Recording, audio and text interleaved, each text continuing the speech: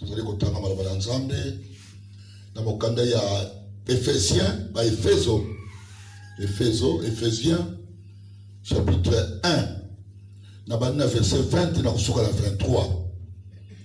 Éphésiens, chapitre 20, il y a verset 23.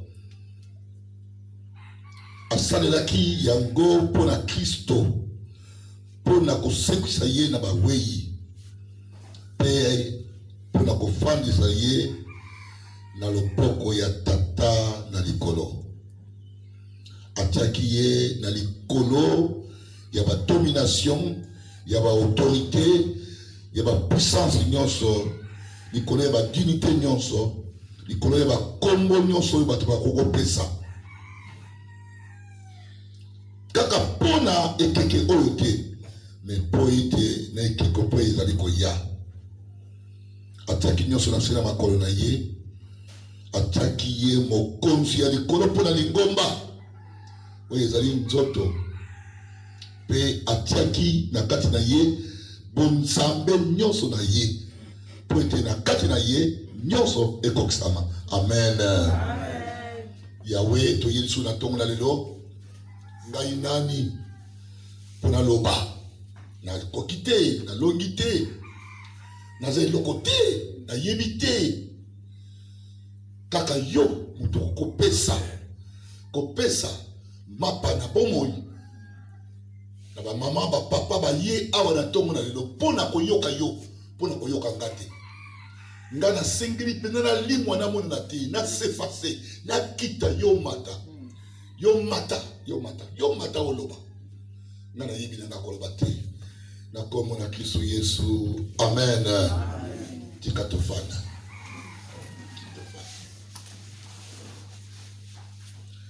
tozali kokontinue na séminaire na biso oyo ezali poso ya mibale lelo samedi tokosilisa awa mpona poso ya mibale me na ngolu na nzambe soki nzambe apesi biso pema po ye moto apesaka pema tokokontinue yango kino sanza mobimba donc ezali malakisi oyo tozali kopesa sanza mobimba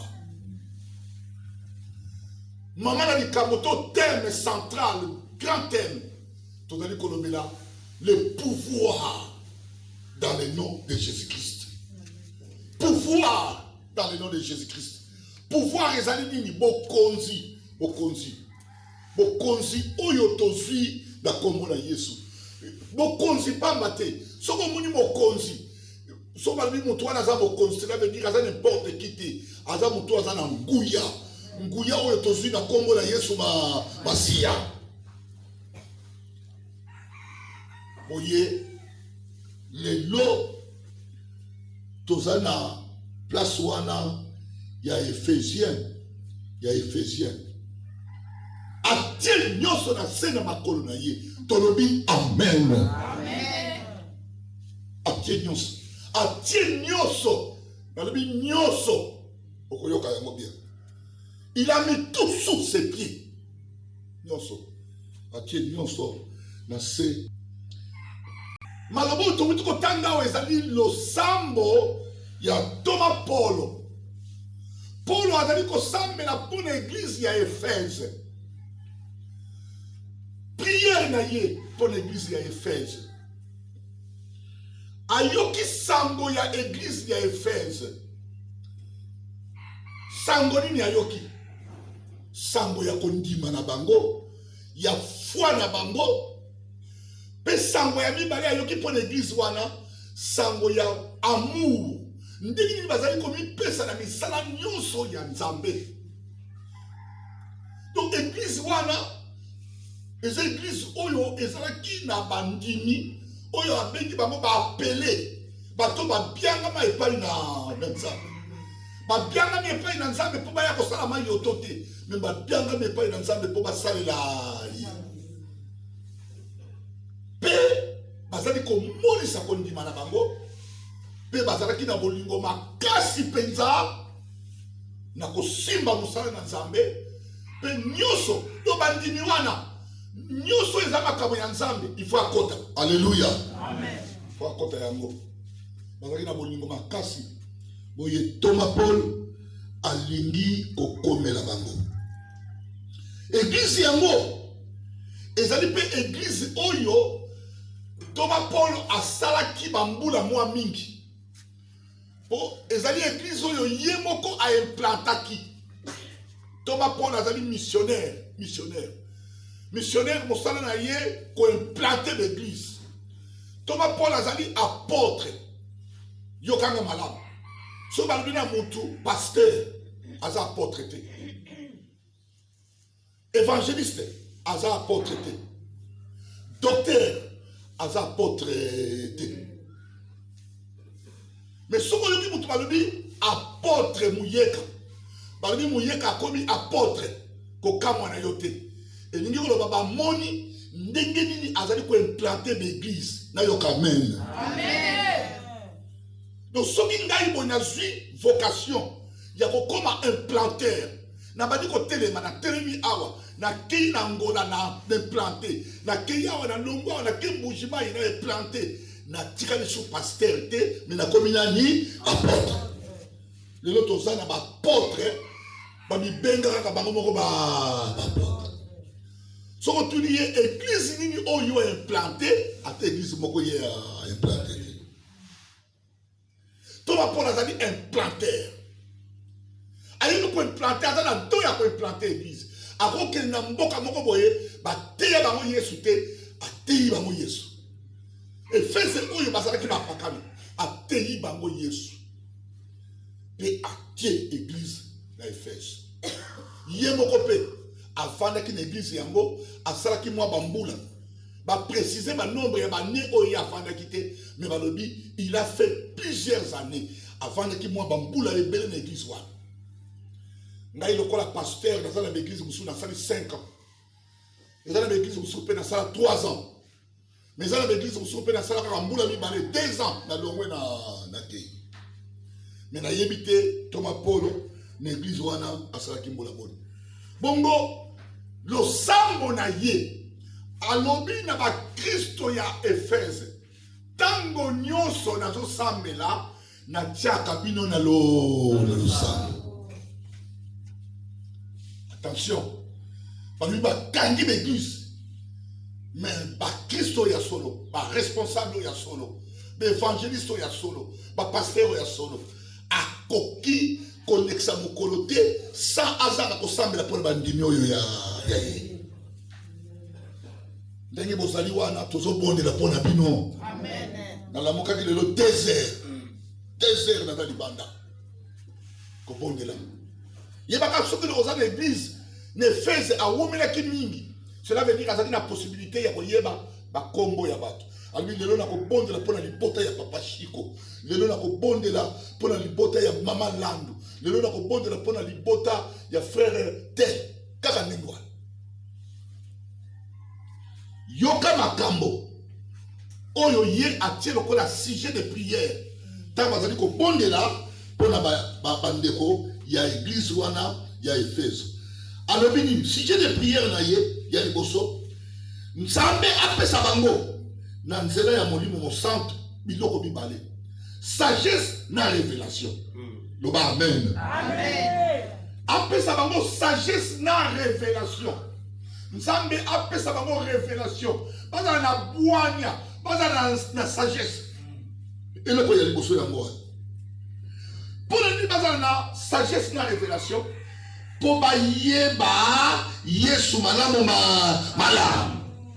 Na lila yibisalo na bo moto boy, na bo nzoto boy. Okoko ya na bo nzoto, okoti na église na bo nzoto, na bo nzoto. Okoko sa na église bambula soki boni, okotika la koyeba Yesu malamu te. Po yeba Yesu malamu esengeli Nzambe apesa yo sagesse na ye, pe révélation ya ko révéler yo Yesu azali na. Ya wana Yesu atuli ba ye ko na ye. Botambola kana ngai bolia kana ngai tozanga na bino bato balobaka ni pona ngai balobi bo bino bolobi ni kaka petelo mutazwa ki révélation alobi yo zali mesia mwana na Nzambe alléluia amen. Oh Yesu alobi na ye bomba yango koloba na mutu bomba pour niveau wana yo komi ya koyeba ngai. Cela veut dire petelo lingo yebisa ye ke ata tosokola ke sika moko ata tolia ke sika moko ata tozola lepa ye moko mais yo ozali nzambe apesa ngai amen ya bien wana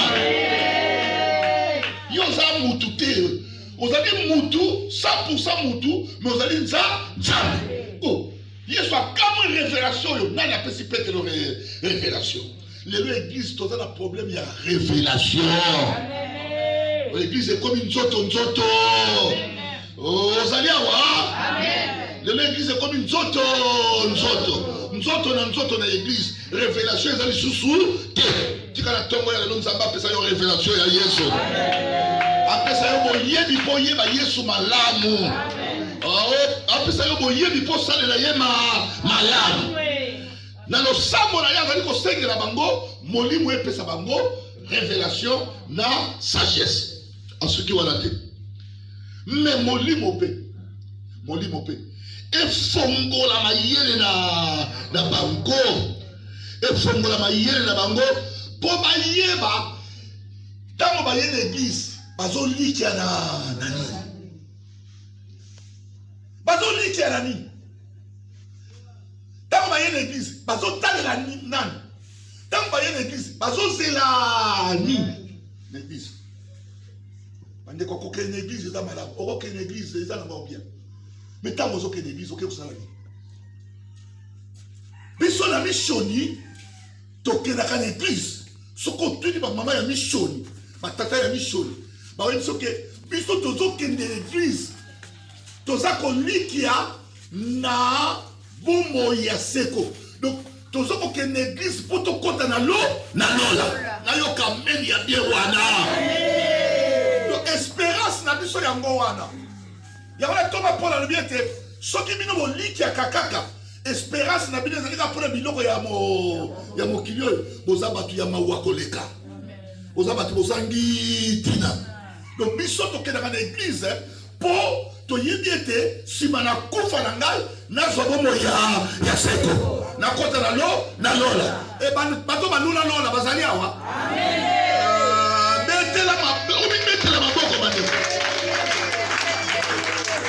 omibetela maboko kobanga na yo moto te et puis espérance ya mokristo ntango tozokende na église toyeba ete soki mikakatano ekuti biso soki mitumba ekuti biso nzambe akobundela biso akolongisa mpe biso na ntongo ya lelo nzambe abundela yo nzambe na ngai alongisa yo oyo bakangeli yo porte afongola porte wana soki basingaki yo basinga kata basinga wana na ntongo na lelo yawe wana akota likambo na yo azala mpe na ngambo na yo na ngambo ya libota na yo na ngambo ya bana na yo na ngambo ya mosala na yo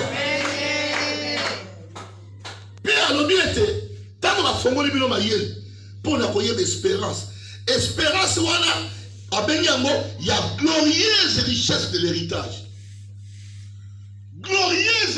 de l'héritage nkembo ya bozwi oyo toza nango na kati ya héritage ya nzambe soki oye na nzambe okomi héritier alleluya ntango yambi yesu okomi héritier donc héritage oyo nyonso nzambe azalaka nango ezali ya yo oyo nyonso nzambe azalaka nango eza ya yo tata nyonso atongaka lopango tata oyo aza serie soki amoni asali ndako na ye asali yango mpo na ye te me asali yango mpo na bana na ye tata nyonso abomaka nzoto bomengo nyonso azoluka eza mpo na ye te eza mpo na libota na ye mpo na bana na ye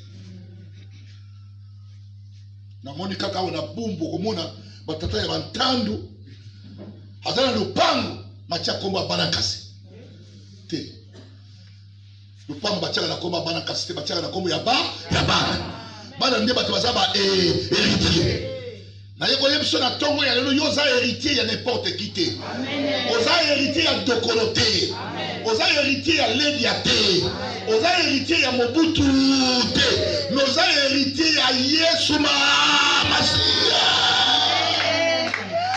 yesu wana aza na nyonso pesa ngai amen ya balongi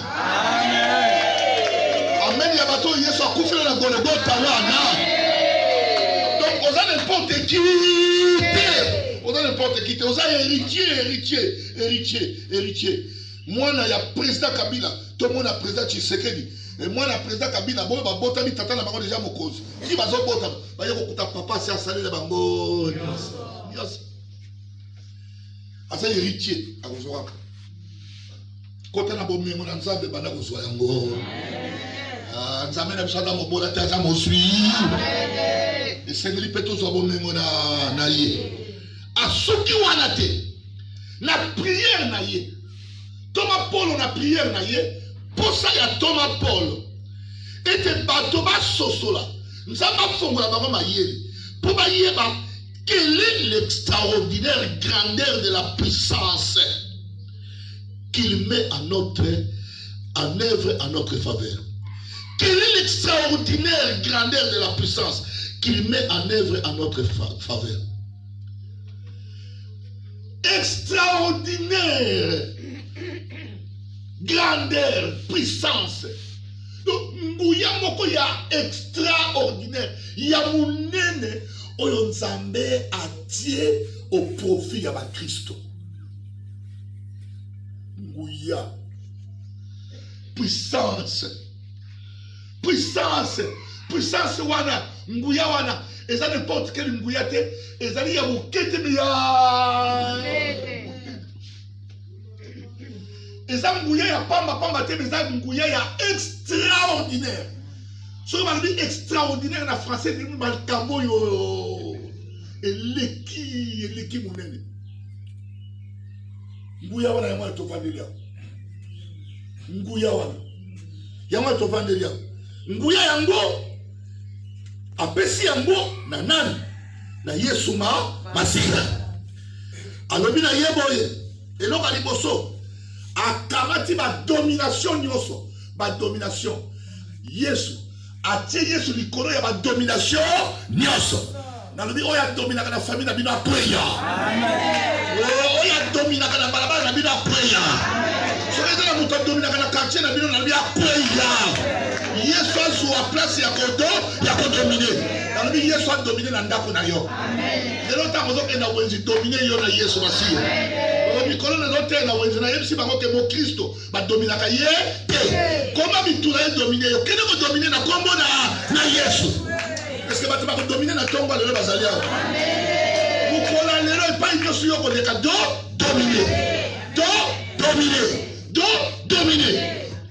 Pointe Yesu Nzambe atie au-dessus likolo ya ba domination nyoso likolo ya ba domination nyoso. Atie likolo ya ba domination pamba te boko nso na kokota place wana. Likolo ya ba autorité nyoso. Ba autorité nyoso eza na se ya Yesu Masiya. Ba autorité na ya monde ya butu na ya se. Awa toza na ba autorité, ba gouverner. Faut ba to bera ngobila. OK? Ba général. Alléluia. Amen. Et ceux qui vont être autorité, bourgmestre, président de la République, procureur. Oui, mais la Congo, c'est au côté de la bis. Ça n'a pas faux pour n'y a pas moutou. On y a dit moutou. Tant que vous avez pardon, yo yebinga na zana. Nana zaka so yebinga, yo yebinga, nana zana ngabi Yona. Voilà, tu n'as yoza na pasteur.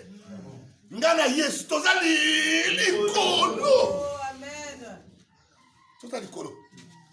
Tozali likolo.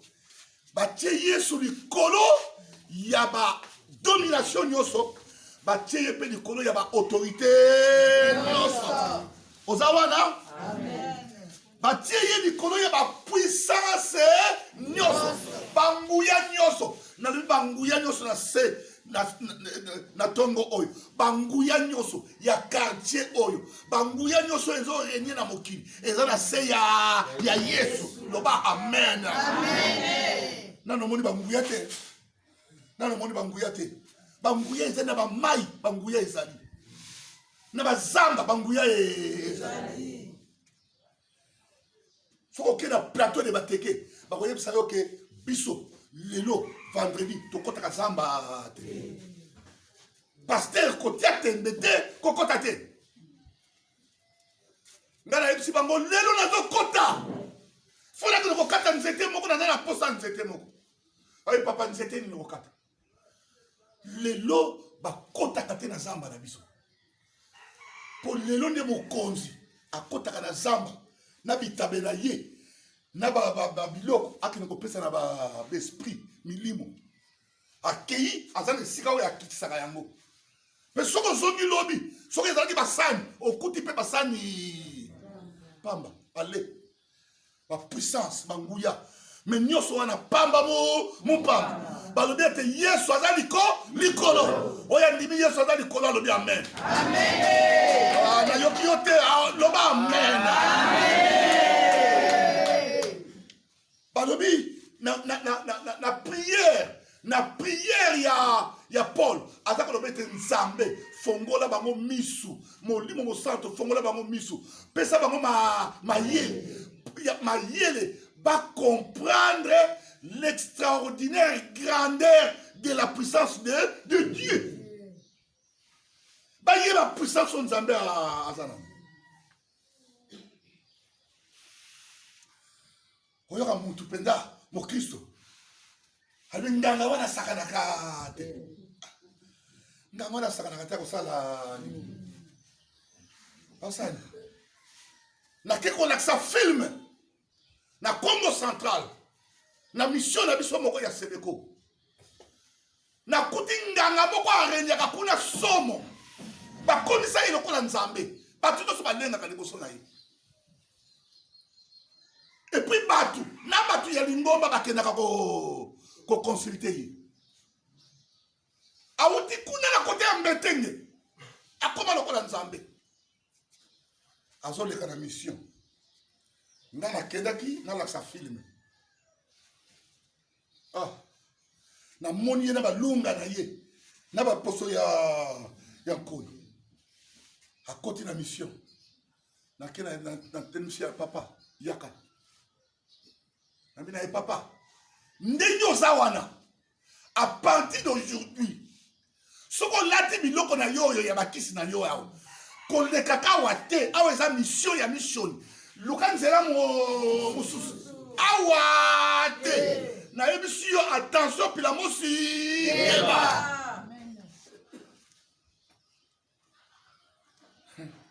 et sika bato bazalaki na ngai, po saba dinda, po bayebi ke papa wana basakanaka na ye te.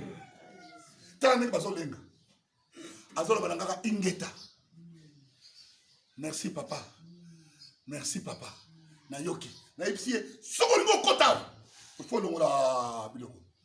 Po biso awa toteyaka nguya ya Yesu Masiya. Ya Satana te. Pesa ngai amen ya mobili. Bato bazobanga babi lelo pasteur vraiment kozonga na kisasa pasteur ya kozonga na kisasa encore film na kenaki nango ezali kolobela nguya na Nzambe bato batali film ba comprendre que bandaka banganga biloko na nyonso eza na tina lobi na lamuki mokola kozonga na zongi tozaki na leki na ngambuta ye na moto na ye na moto na ngai po ya kobima na kisantu donc il faut moto 2 heures du temps boza likolo ya moto wana bato bazobanga babi tata wana kilo kobalola ye na nzela o balola nga soki nazanga moko me na Yesu kolonga te amen na Yesu kolonga te amen oza wana amen Yesu bakamati nguya nyonso puissance nyonso batena sena makolo na ye esuki wana te toute dignité eza na bato bataba na dignité so babengi moto président de la république aza na dignité Mobutu Sese Koko Ngwendo azaba mais soki akote na stade ata yo olobaki okotelema te osali okotelema omonaka yo moko ozobeta dignité mais balobi Yesu Nzambe atie ye likolo ya ba dignité nyonso bandeko bato baza kombinga bakonzi ya mokili oyo mokolo Yesu akotelema na mapata nde tokoyeba nani mokonzi. Pesanga amen ya bien wana. Mokolo wana tokoyeba nani aza mokonzi. Trump États-Unis to nani bakomona na te po Yesu bapesi ye azali au-dessus ya ba dignité nyonso. Azali likolo suka wana te au-dessus de tout nom. Pesanga amen. Na sepeli na Bible balobi au-dessus de tout nom qui se peut nommer. Donc bakombo nyonso bino boko pesa Yesu azali likolo na likolo na yoki kombo moko ezolengisa mokili. Na mama na nga yebi na ye français te. Na ke kotala ya na nga papa keba na corona. Mama. Na na yebi yoko corona. Kombo wana ezalaka te ebimi kaka sikoyo. Mena yo yebi sayo Yesu azali likolo na yango. Amen. Na Yesu azali likolo na yango. Amen. Na yeko yebi sa mokili. Na président Trump, président Macron, reine ya Angleterre. Na lobete Yesu azali kolo ya corona. Oya ndimi yango apesi amen ya balomi. Oya ndimi yango apesi amen ya bato bandimaka kombo na Yesu. Kombo ni nozo kokumisa na tongo ya lelo. Bato musu bazo kokumisa bakombo malade, cancer, bakangie na cancer. Mutata kolenga. Papa na kufi, cancer ekosala yo nini? Ekosala yo nini? Bakaninga na diabete, mutata kolenga. Papa sikre matinga, mutata kolenga. Papa pasteur, tension moyete. Mutali poso na kunda na mbula koleka 100. Mama moko ya Mumboma. Avali na quartier Congo, 112 ans. Mbula 112. Tango biso toza bana mike. Toza kokene classe l'école primaire. Tozo benga yekoko. Nga na silisi classe université na théologie. Na ke pasteur na maluku. Na zongi na zungi ngolu na ke kofutela na ma campagne. Pemeni ya quartier na biso, pemeni ya ndako na biso. Na ke na fongo di matinal na lupango na biso. Koko na ye. Azo ya kusambe. Alobi na ngai. Mwana matadi aza malade. Nani mwana matadi? Azalaka kaka. Na bomoni. Mama limbisa. Akunda bana nyonso. Parce que maman na biso oyo. Bazali ko bota na âge à 16 ans aboti. 17 ans aboti.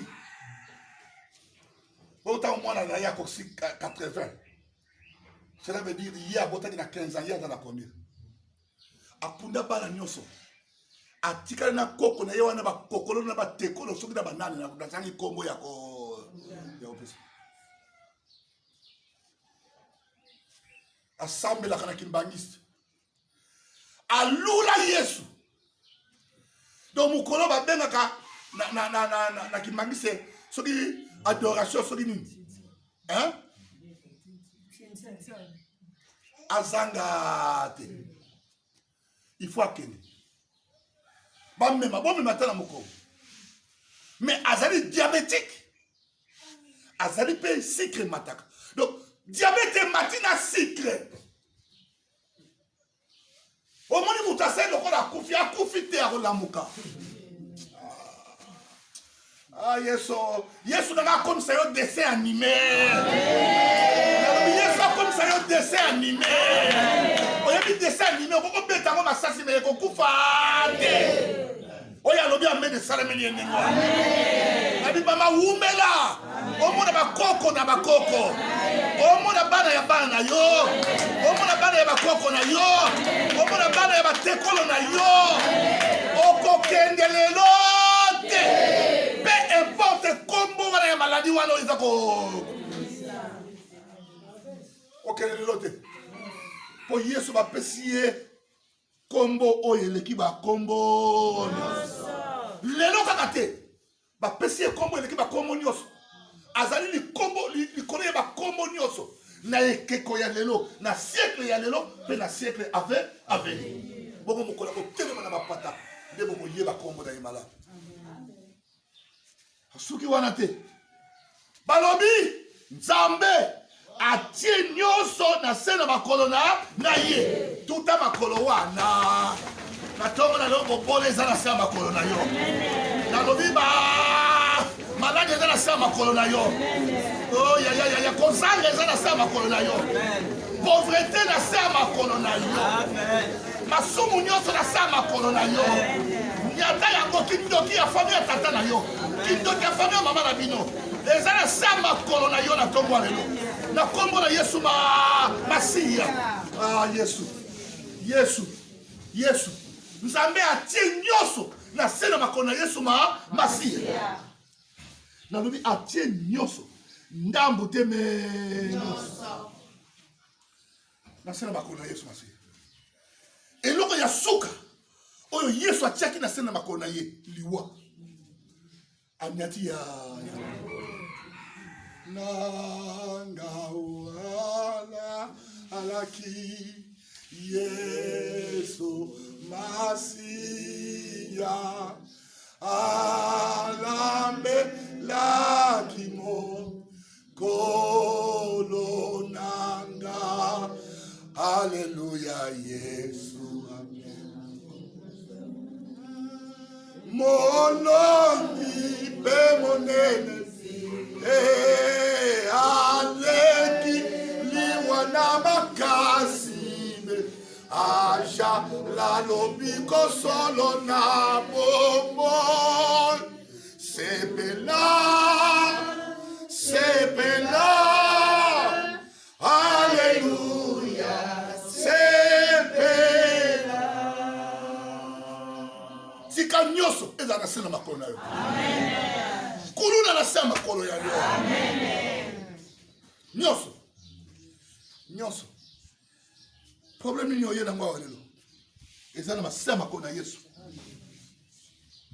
mpe atie ye chef suprême ya église chef suprême mama mokonzi ya église eza Yesu masiya soki omoni paster moko keke nga mokonzi awa yo te ok mokonzi oyo ya matinali nga te Yesu po soki nakufi bakozwa matinali te batianga na cercueil chef suprême mais na église boyo mpe balandi oyo nzambe atie lokola mitu ya kotambusa mais bango te mokonzi ya église eza Yesu masiya loba amen Yesu na kati na ye lui à qui habite la plénitude de Dieu qui remplit tout en tous na kati na ye habite la plénitude de Dieu na kati ya Yesu bon nzambe nyonso ya nzambe ezalaki na kati yango na Philippe alobi lakisa biso tata lakisa biso nzambe tolandi yo 3 ans durant mais posala biso ezalaka tomona ye wana oyo asalaki likolo na se oyo asalaki biloko oyo nyonso Yesu atali yebi Philippe yo mpenza oyo amoni nga amoni tata po nga na tata toza eloko na kati na Yesu nyonso na kati na Yesu bo nzambe nyonso ya nzambe ezali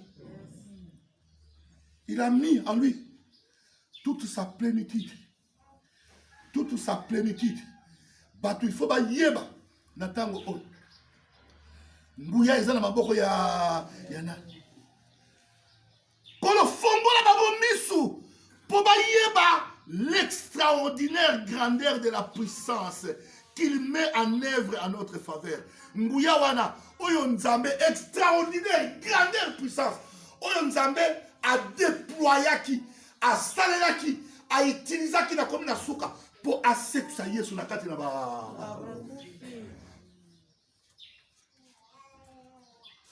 mama na moni yo na tongo za kao abati makambo esi eleki ni ozoyeba inoka kosala te meme nga nazali awa nasimbi mikro peut-être eza kaka mpona kondima me naza na likambo esi eleki ni nga naza abati mayele esi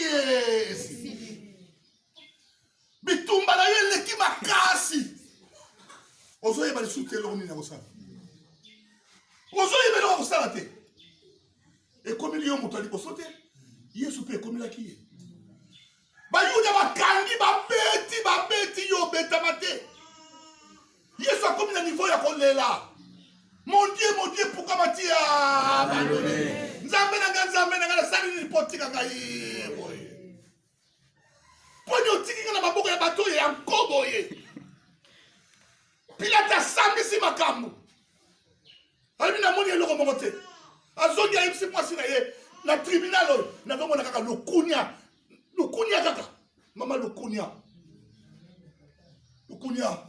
makambo ezosalama na libota na lukunia ya bato oyo ezosalama na libota na lukunia ya bato naza na Congo central bapasaka benga mwana nsiki nayebisi balandi tata bakoti ti na mwana lukunia kolanda bumbu oyo te kolanda bumbu te kolanda safu tozolia na weza selembau te kolanda manioko tozolia na weza selembau te bumbu selembau mboka ya lukunia bamonaka moto azwa te bamonaka moto te balingi te bamona mwana moto asepela eske ozali awa oh mama namoni elekeli yo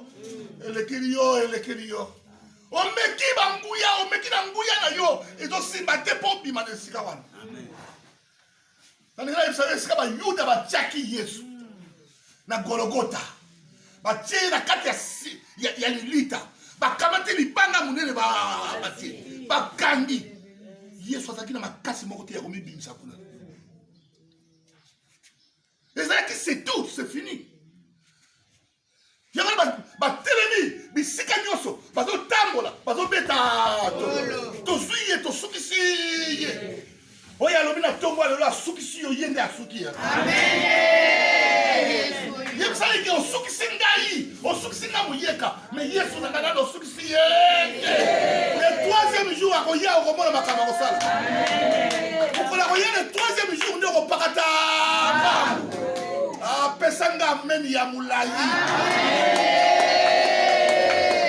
ameni ya bato oyo yesu alongisa na gologota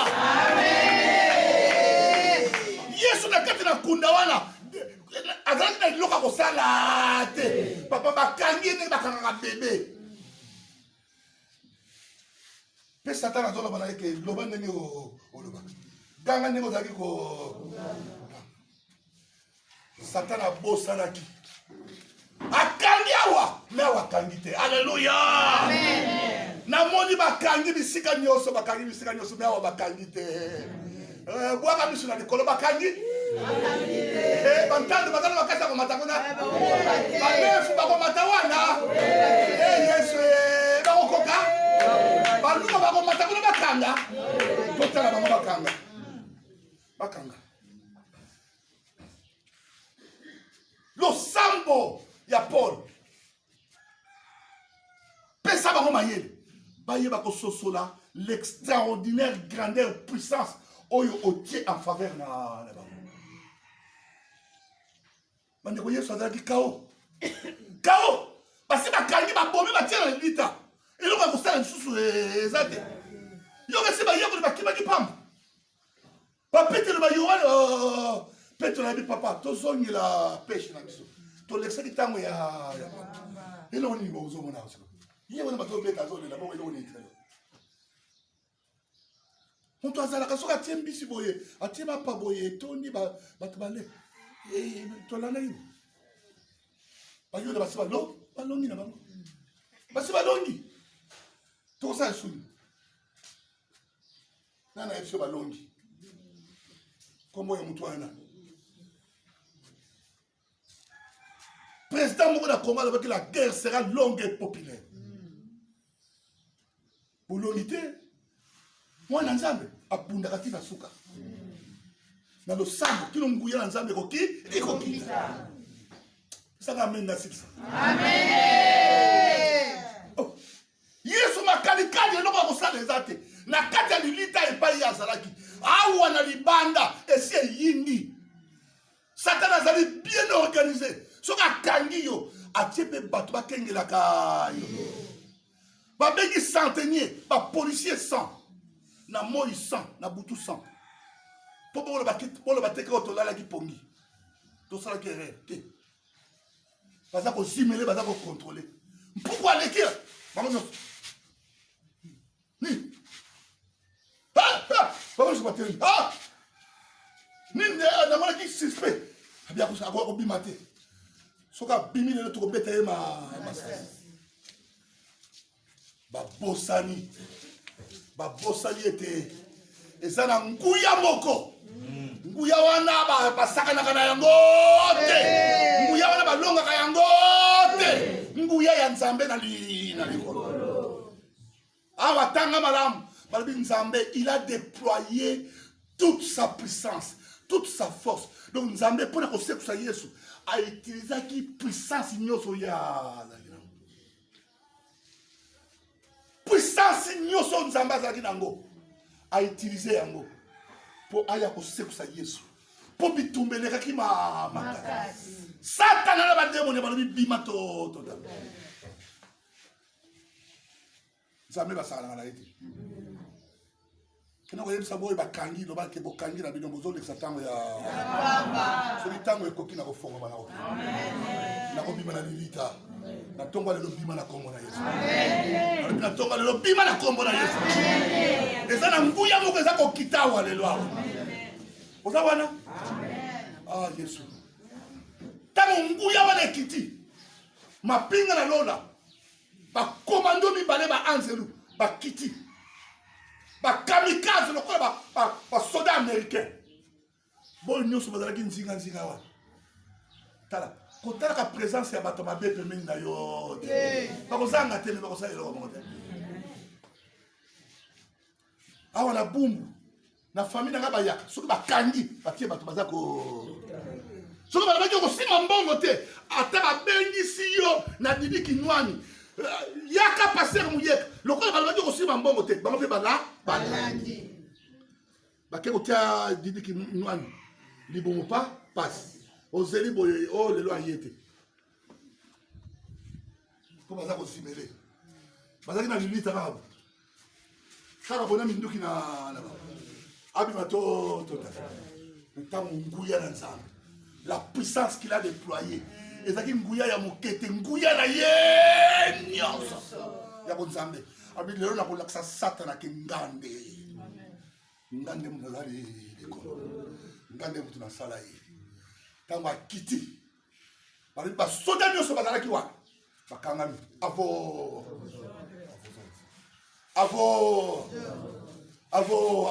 cela veut dire ozoningisa lokolo boye ezoningana te ozoningisa loboko boye ezoningana te nyonso ekufi bazomona misala ya kokamo ya nguya ya Nzambe ndenge nini baanzelu bazobuka libanga balongoli libanga mpe moko afandeli yango moko akoti na kati ya lilita na bilamba euti na lola abina Yesu kobima na bilamba mokufi te nalobi lelo bilamba ya pauvreté ezotikala na lilita moto moko ozobima na bilamba ya maladi te bilamba wana ya maladi ezotikala na lilita moto azosekwa alobi amen nalobi moto moko azosekwa awa lelo lelo ozobima nguya nyonso Yesu alati bilamba ya sika abimaka te nakasi basoda bango moko tango baye kotia boye bamoni maboko bamoni lilita polele mwana bakepita sango balobi azalaki ya Nzambe bayebisi bango boya topesa bino mbongo boloba te la toute puissance tango kangami komona teke na suki kolandaki pasero te naza na mokolo pena boye navandaka pena boye tina nazomona esu mayele naosala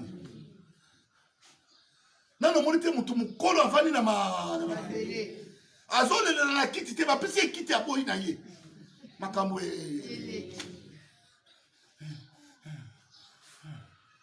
namona pena mokonzi ya lingomba navandi na mabele tozotelemisa ye tika na lelo Donc les Kamoussou dans mon athée comme il a collé.